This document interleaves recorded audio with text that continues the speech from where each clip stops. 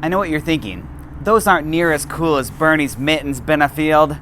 I know, but who can be as cool as Bernie is? Hello, welcome back to my Thoughtful Thursdays video channel where we look at important topics both inside and outside the church. Please make sure that you subscribe and turn on your notifications if you'd like to see more videos like this in the future. Last week we looked at the presidential inauguration and I mentioned that this week we're going to finally get back to the topic of sealioning. First off, what the heck is sealioning? That is such an odd term. The term is a new one. It isn't even officially in the dictionary yet. Merriam-Webster is looking at it closely right now. They define it as a harassment tactic by which a participant in a debate or online discussion pesters the other participant with disingenuous questions under the guise of sincerity, hoping to erode the patience or goodwill of the target to the point where they appear unreasonable. Often, sealioning involves asking for evidence for even basic claims. The phrase was first coined back in 2014 with a comic strip that ran under the webcomic site Wondermark. Let's take a look at it frame by frame. I don't mind most marine mammals, but sea lions, I could do without sea lions. Don't say that out loud. Pardon me, I couldn't help but overhear. Now you've done it, I would like to have a civil conversation about your statement. Would you mind showing me evidence of any negative any sea lion has done to you? Go away. There's no need to raise your voice. I'm right here. I'm just curious if you have any sources to back up your opinion. You're in my house. You made a statement in public for all to hear. Are you unable to defend the statement you made? Or simply unwilling to have reasoned discussion? Told you, dude, sea lions. I have been unfailingly polite, and you two have been nothing but rude. I'm trying to eat my breakfast. Very well, we shall resume in an hour. Imagine if you're sunbathing on a rock and a sea lion jumps out of the water onto the very rock that you're on currently. It just sprawls out wherever it may feel. It's suffocating, it's merciless, it doesn't care what it spreads its weight out onto or smushes. It believes that it has every right to be there, and if you even point out like, dude, you're sitting on me, get off. What? Me? I have every right to be here just as much as you. Why are you getting angry with me? I'm just trying to have a nice civil conversation. Sea lions are the worst. I of course hope that you know that I'm not talking about real life sea lions. They're awesome. What I'm talking about instead is a special breed of internet trolls. Now my general attitude towards trolls is don't feed the trolls. But sea lions are tricky because they are disguised. You have to be on the lookout for them. They're unsuspecting, and here's why. They are masquerading under the pretext that their civility and calm demeanor is the most important part of any conversation. They can say anything they want. They can ask questions to you, and you have to answer every single question of theirs, as long as they are nice. Don't even think about doing something else because they're being polite. You must drop everything in your life right now and attend to them. In fact, just because you're on the internet, you owe it to them personally to respond. They will ask question after question after question ad nauseum. Here's a way to spot them. They are never happy with your answers. You can send links to them from experts in the field. You can send articles from respected scientific and peer-reviewed journals.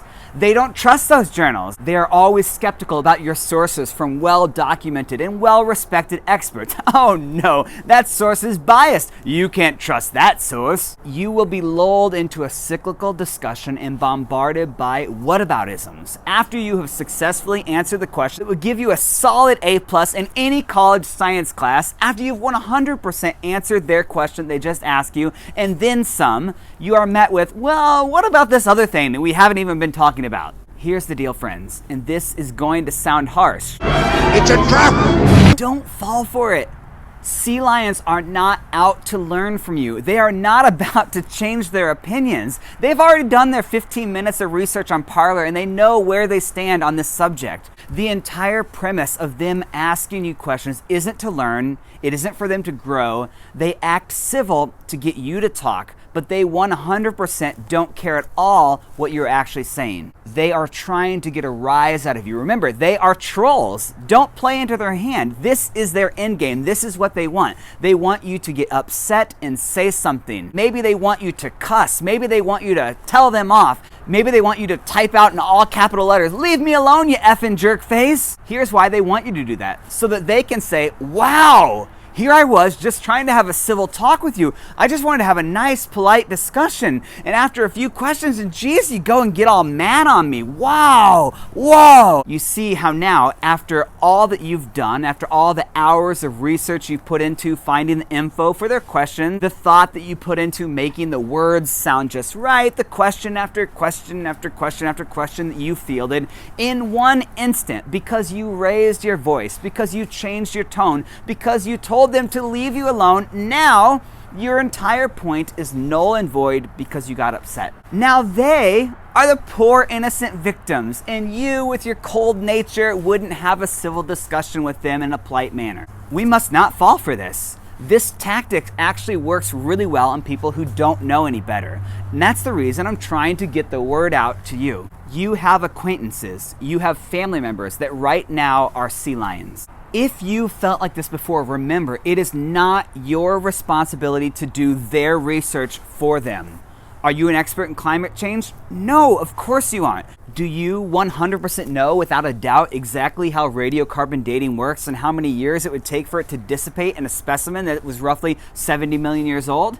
No, I don't think so. Remember, neither do they. And they don't care what your answer is because they aren't listening. They just want you to get fired up. They want you to get frustrated and mad. It isn't your job to be an expert in every field. That's why there are experts in those fields, so that you don't have to be. Here is a dirty, dark secret. The questions that this person is asking you, these things that they absolutely must know from you right now, have already been answered by qualified experts online. They're already answered. A 5-minute Google search would show that. But remember, they don't care about that. They just want you to get frustrated. The goal is to break you down and to waste your time. It's harassment. And if you come back at them for anything, "How dare you talk to me like that? I was just having a civil conversation." No, you weren't. And then when or if you say something, your entire premise is nullified because of the tone that you used. Now you're the crazy one, not because of your point, but because of your tone.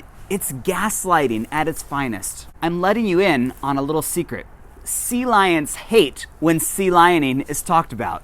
In fact, my guess is, if there are people watching this video right now who have this strong, gut-wrenching reaction to my assessment, if people are thinking, "That's unfair, you're unwilling to engage in a civil debate, I should be allowed to engage with whomever I want, whenever I want." My guess, if that is your reaction to me saying these things, then you might have a little sea lion in you. Don't fret, I have some tips. To the person being sea lioned, don't engage. You don't have to be mean, you also don't have to be civil. You owe them nothing. If you feel like this is happening to you and you want to disengage, you can simply point them to a peer-reviewed article in a trusted scientific journal and ask them to do their own research. Remember, it is a form of harassment, so a true sea lion will not be okay with this. If they keep pestering you, the block button is always right there. It is your friend.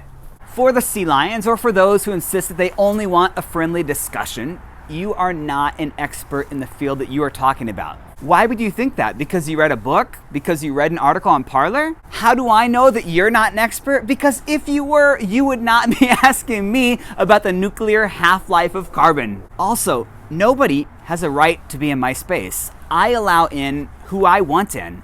That trust is earned. Family, acquaintances, some rando on the internet, you have zero rights over anyone. Nobody owes you any of their time. That time is earned.